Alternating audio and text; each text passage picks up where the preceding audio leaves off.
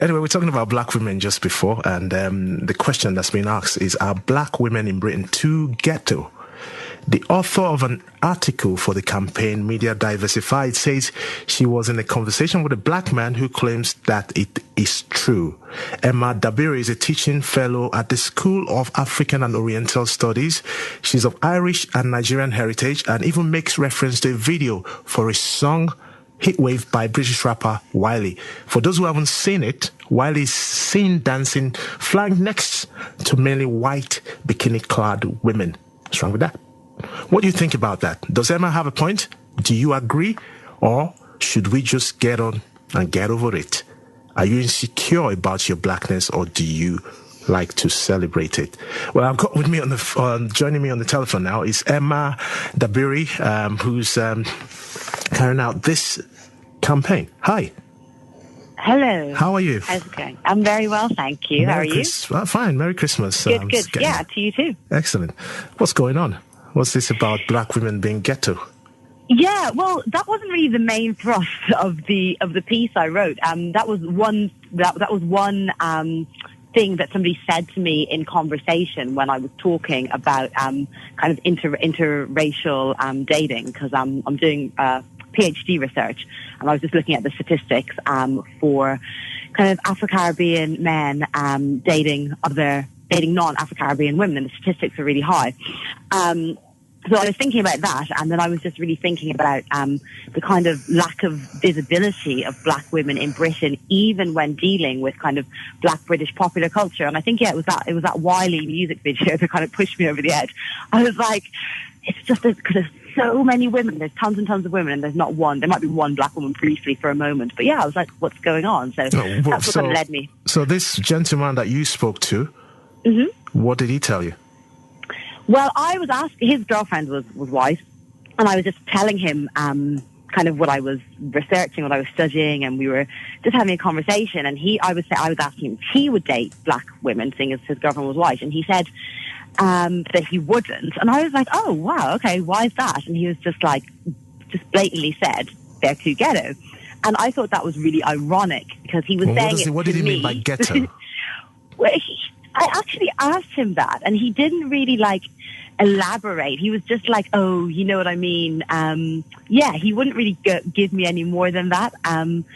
So I don't know. I just thought it was ironic that he was saying it to me. So even in the contradiction, I was the contradiction to what he was saying, but he was still buying into the stereotype that's perpetuated, and even in face of the contradiction, he still bought into the stereotype. I'm just trying to get clarification. What does ghetto really means when it comes to people being ghetto? What from your research? What have you found out?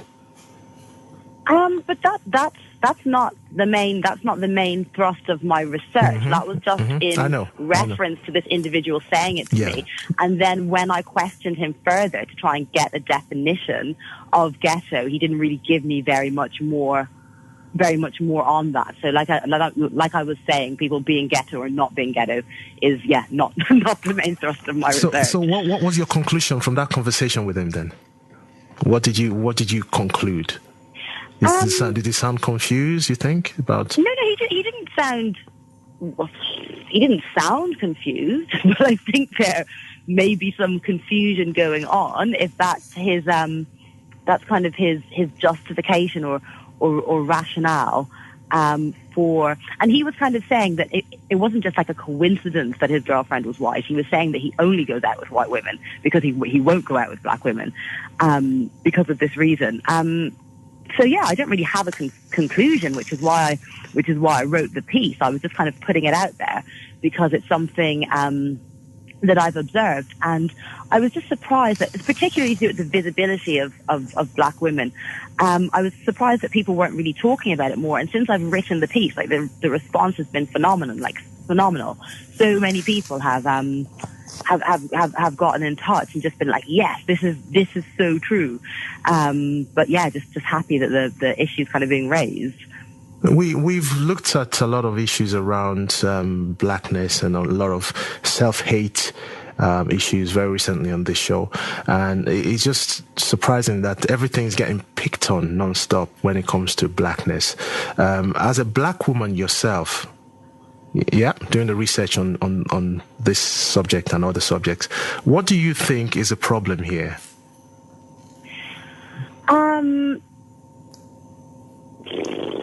I mean, I think I just think there's something going on with a reluctance to feature black women, even when the reference points are coming from black culture, because or what's perceived as being black culture rather, because there are a lot of black men that are in the public eye that are highly visible, but then usually if there's going to be a woman cast in the role with them or shown with them, it's not usual for it to be a black woman. It will usually be a non-black woman. It's not the case in the States, though.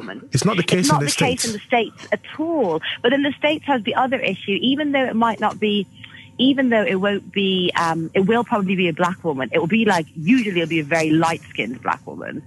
So it's not from the videos I've been seeing. Really? There's a mixture. There's a mixture, that's true.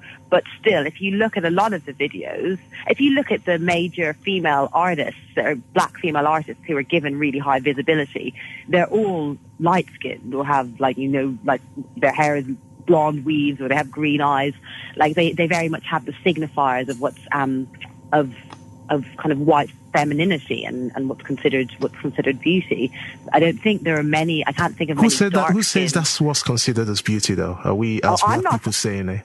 No. That is not what I. I'm not saying you say. I'm not saying you say. I'm just saying who's saying it.